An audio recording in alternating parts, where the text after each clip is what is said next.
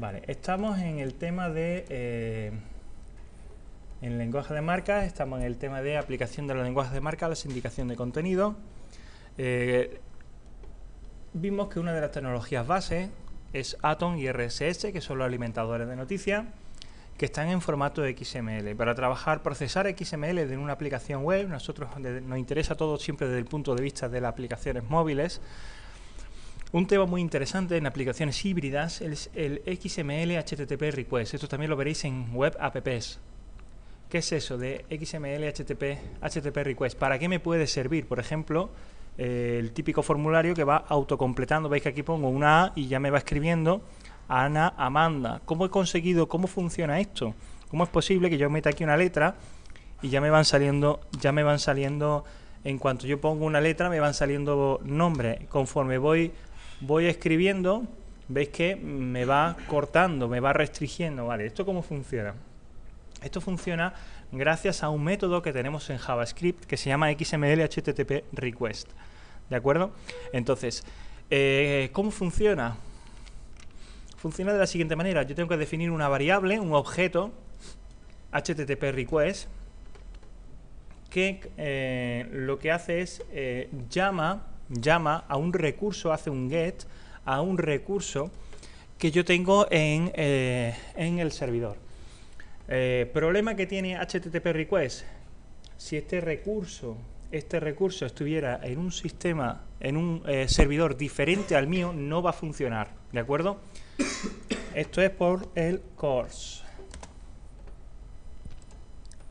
¿de acuerdo? El cross origin, el solicitud de HTTP de origen cruzado, ¿vale?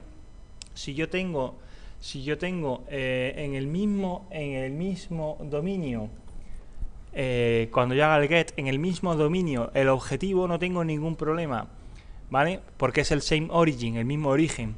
Ahora, en el momento en que yo tenga un objeto en mi página web que esté en otro sitio, en otro dominio, por seguridad el navegador va a decir que tururú. Este problema no lo voy a tener. Es posible que no lo tengan aplicaciones híbridas, porque en verdad, que es una aplicación híbrida, en verdad es una página embebida en una aplicación Java. Las aplicaciones Java no suelen tener el problema del CORS, entonces es posible que no lo tenga. Bueno, más cosas. Fijaos que aquí tenemos varias funciones. Tenemos que asignarle, tiene una propiedad el objeto HTTP XML HTTP request tiene una propiedad que es onReadyStateChange. ¿Y eso qué es? En verdad es una función. Ahí le asigno yo una función. Una función que lo que hace, pues escribirá algo, hará algo, ¿de acuerdo? Hará algo. Entonces, fijaos, siempre a onReadyStateChange le asigno una función. Aquí le estamos asignando una función anónima.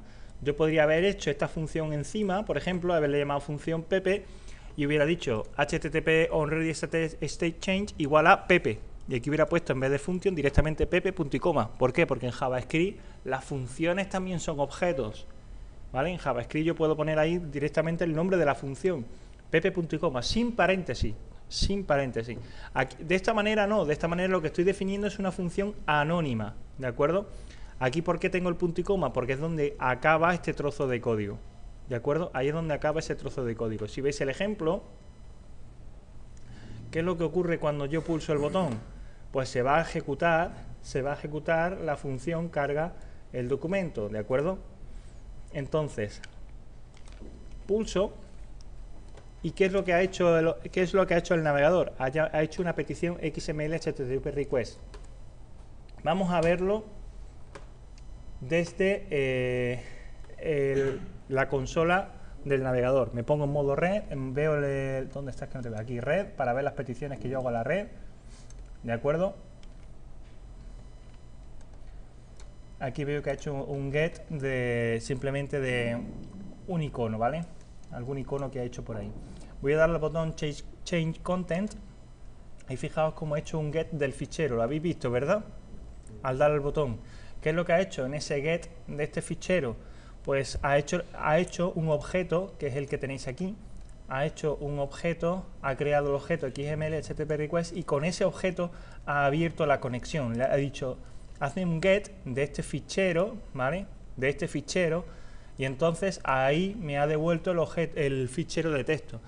Ese fichero de texto simplemente, fijaos en este trozo de código, simplemente lo que hemos hecho es el fichero de texto tal cual lo hemos escrito aquí dentro, ¿de acuerdo? Para eso sirve el objeto XML HTTP request.